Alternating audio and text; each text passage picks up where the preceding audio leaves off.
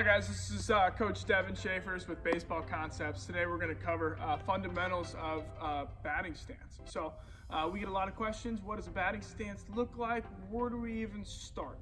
You know what I mean? So this is going to cover the very fundamental levels. This is aimed at lower level baseball players, little league guys, first and second year out there, and coaches that are at that level as well, kind of how to start and set up a batting stance for those guys. So basically what I want to do is create just an easy 3-step process that we can go through in order to easily convey this message to the next generation. So what we want to start with first and foremost is just how and where to even stand in the batter's box. So if I'm going to get in the batter's box, I don't want to stand too far away, too close, or whatever that looks like. And even different hitters are going to stand in different places, but this is a pretty entry-level place for your player to be in order to have the most success and be the most consistent in the box.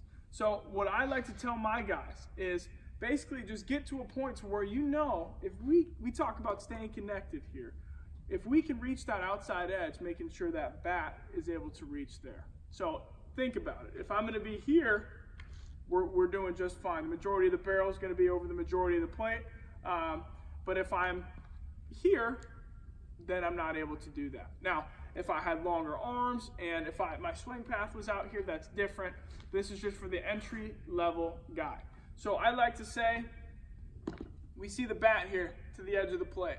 Bat's going to be touching here from that point here. I can just bring hands up to this point here, and as you can see, we get right to that point there.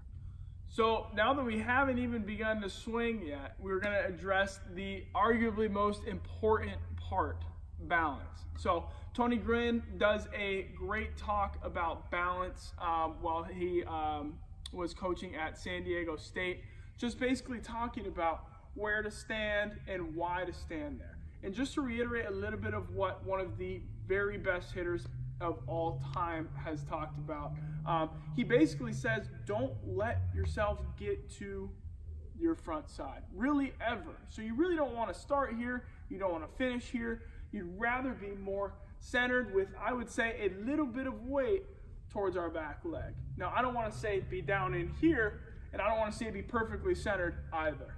But when we are going to hit the baseball, if we are able to stay back, and you can see this way a little bit better maybe, stay back here, and we're going to come through this way. As you can see, my weight is centered kind of in this area. And once I leak to here, we run into a lot of issues because we will be coming down on the baseball, number one, off balance, number two, right? And if I see a hitter at the collegiate level leaking to their front side, what am I going to do?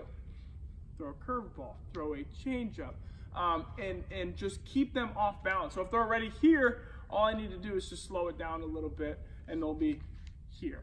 So just as a very entry level thing for your player, think more so centered slightly back into their back leg. All right, so now that we have a better understanding of where to stand and why to stand there in the batter's box, we can now move to the upper half, specifically talking about our hand placement. A lot of times young hitters we get, when we work them out in our space, we'll start with their hands and they'll run them back, or they'll be up, or they'll be down. And what happens a lot is they just get a ton of inconsistencies on how and how effective they are attacking the baseball. What we want to do is get the hands ideally around shoulder ear area, like you can see right here. And what that's going to do is just get us in a consistent, simple spot in order to produce just a bat path that we can replicate at that young level. So if we can just get hands here, it's just going to completely simplify just how we attack that baseball. And as you can see, there's just a limited amount of motion, and when you get motion, you get inconsistencies in a swing. So we can start here as a base, and as they progress, they could get to guys like Craig Counsell or Jeff Bagwell, right, that have these crazy kind of starting points, but it's all about inevitably where you get to there. So basically, in summation, the 3 steps that we're really looking for is to start, one, with our feet in the box. A good, comfortable position to where we know that we can cover all parts of the plate efficiently. Step 2 being hand placement, making sure they're by the shoulder ear area, somewhere nice and tight, to where we can still be nice and short and sweet to the baseball. And then step 3, and arguably the most important part, is just balance, balance, balance. So if we're able to stay balanced in the box, we can stay behind that baseball when we hit. You can see in our later videos where we begin to talk about why that stuff is so important and build upon those steps that we talk about in more detail.